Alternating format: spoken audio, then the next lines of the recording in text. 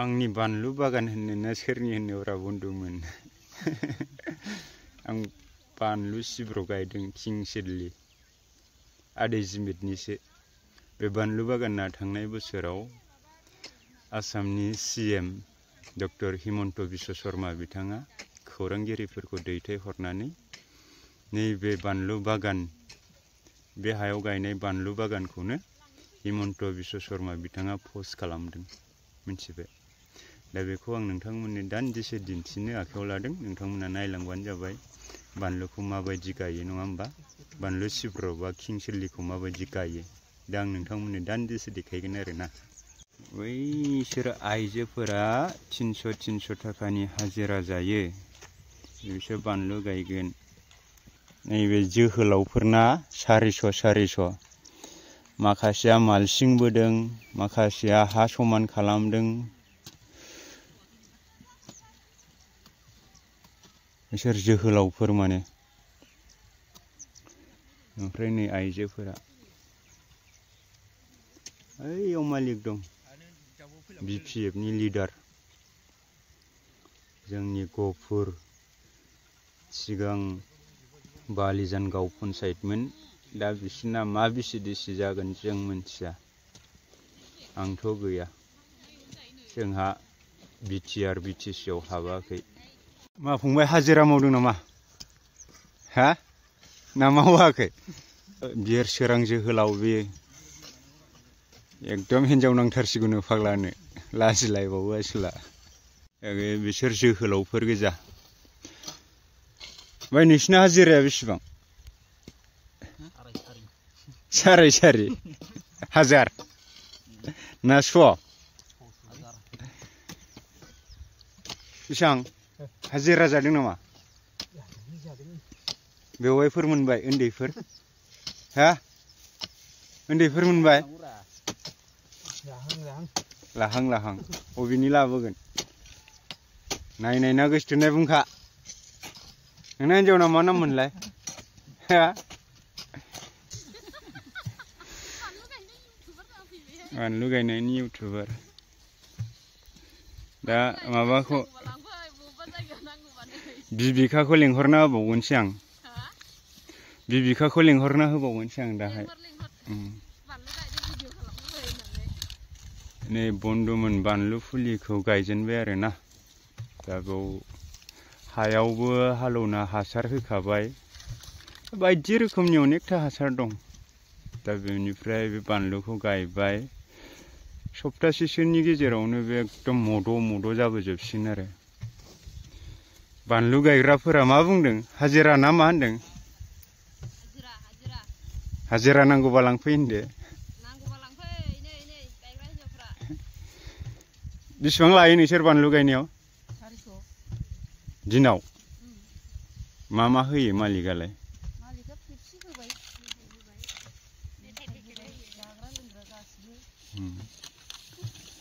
मालिकआ खराथार खोमा नोंसिना ना मोजांथार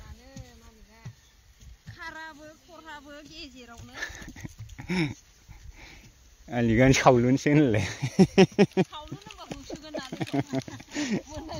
मालिकआनो सावलुनसो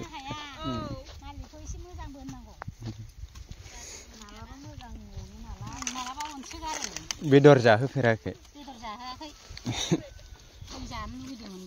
नोंसिना मालिकआ माहाजोनथार बेदर बिनांगौना मालाबा जानो बिबाबो होआनो नै जों दिनै बिदिनोसो नागिरदोंमोन दिनै बानलु गायजेनदों दिनै बेदर बिना जालां दिनै फार्स्टमोन आरो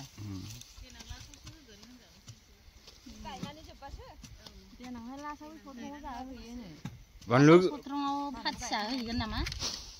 दिन हाजिरा बेसेबां होनदों बाजै 300 ल'थार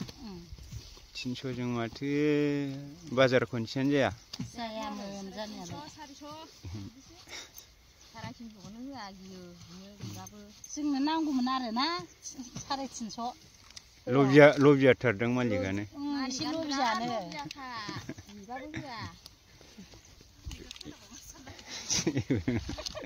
बानलुखौनो गायफैनांला बेनाव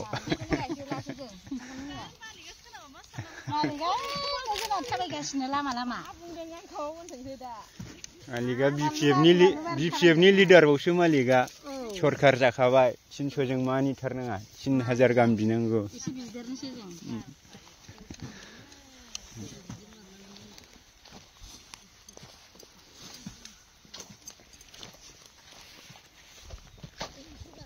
आदे रायलायनो नामा एसे रायलायनो मानसिफोरजों हिनजावफोरजों रायलायबाय थानो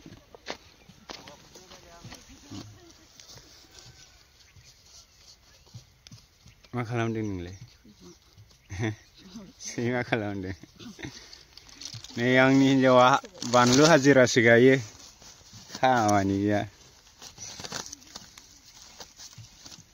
फान्दैनि हिनजाव नै हाजिरासो मावना जायो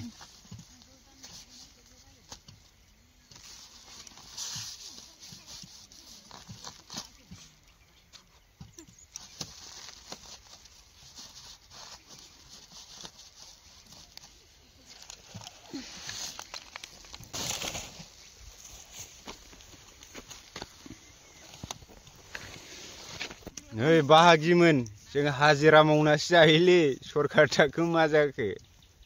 जों सरखारनि फैसाखौ आसा खालामाना जों हाजिरा मावो जायो मालाबा इथा कम्पानियाव इथा बानायो मालाबा बिदि दुब्लि फोथारफोराव जों हाजिरा मावो औ जों खुनु आसा खालामा मालायनि सायाव जों डिपेन्ड खालामा मिथिबाय मावदां जा सोरखौबा नों फैसा हरगोन होनना आसा खालामना दाथादै रसा नांगोन उदै थाइसेखौ सुफुंनो हानाय नङा आरो जोंहाथ' फिसा फिसौ दङ नङा होमबा मालिका BPF नि लिडार बे माबानि दा मा बिसिडिसि जागोन नमेनक्लेचार फैथ'वाखै नालाय बिसिना जयफुरा हाबबाय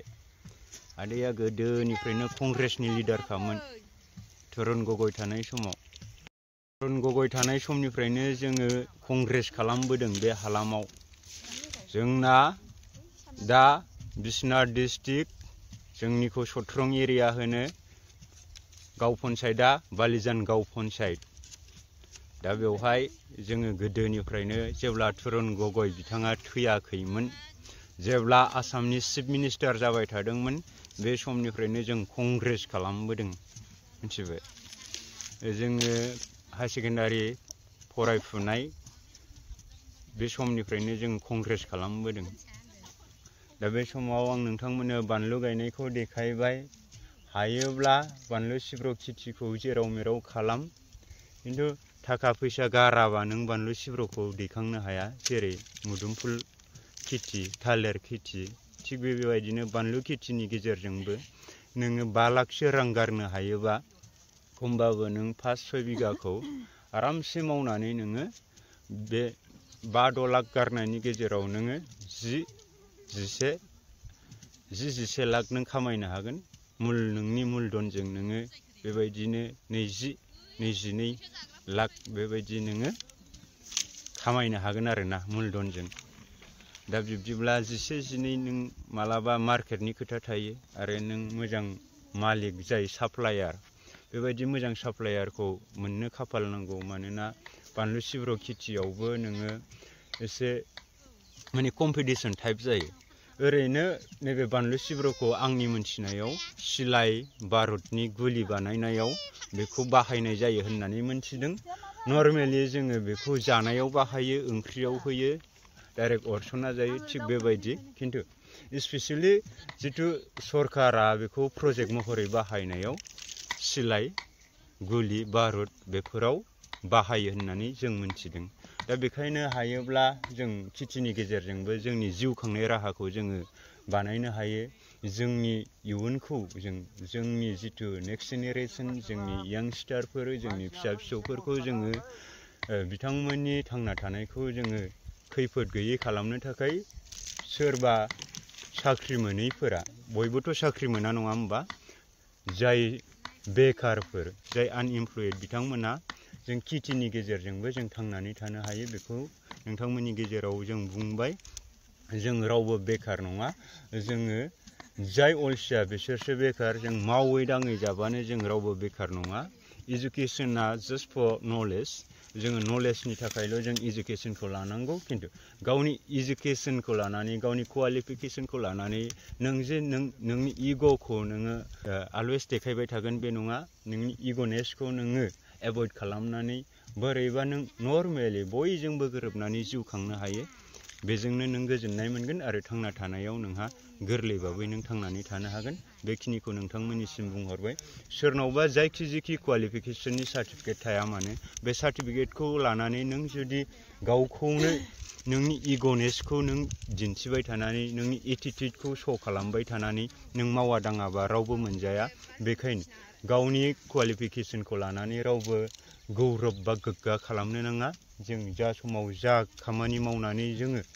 माबा मोनसे मावनानै जोङो बोरैबा बेनिफिट मोननो हागोन बेखौ जों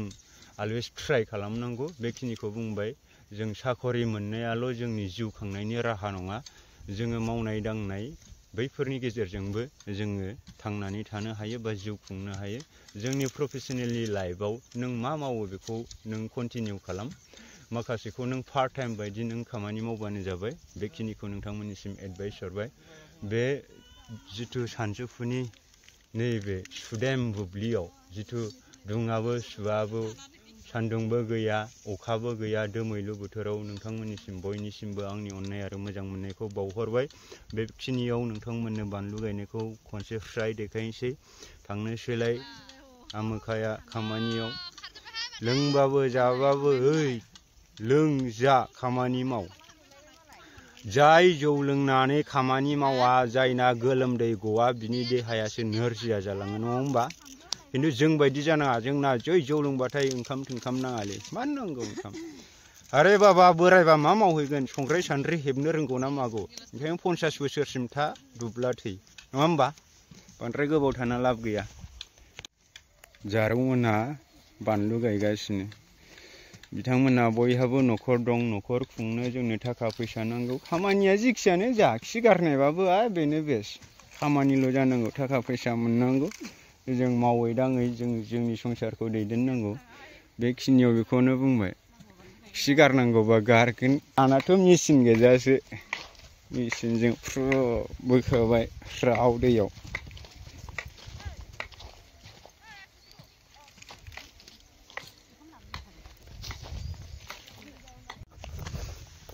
नैबे बानलु फुलि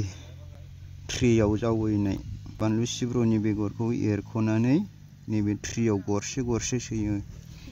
गरसे गरसे सोबाय खमबाबो मास मोननैसो नांगौ बिदि जानो मोननै मोनथाम बेबायदि खिन्थु बिराद मेहनत आरोना